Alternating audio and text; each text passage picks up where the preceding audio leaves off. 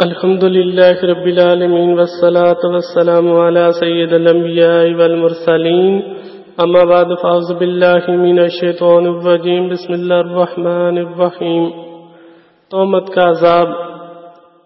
جو شخص کسی مسلمان پر بہتان لگائے یعنی ایسی چیز کہے جو اس میں نہیں تو اللہ عز و جل اسے ردغۃ الخبال میں رکھے گا یہاں تک کہ وہ اپنی کہی ہوئی بات سے نکل جائے۔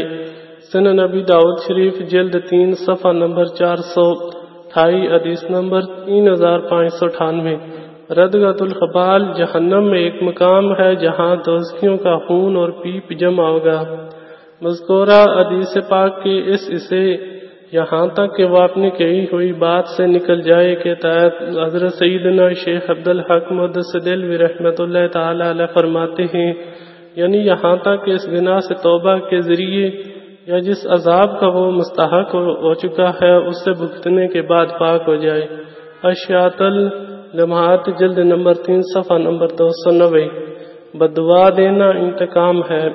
یاد رکھیں اپنے اوپر ظلم کرنے والے کے حق میں بددعا کر دینا انتقام ہے، چنانچہ کہ حضرت محمد مصطفیٰ صلی اللہ تعالی علیہ وآلہ وسلم ارشاد فرماتے ہیں، جس نے ظالم پر بددعا کی اس نے انتقام لیا۔ سنن الترمذی جلد نمبر 5 صفحہ نمبر 3324 حدیث نمبر 3563۔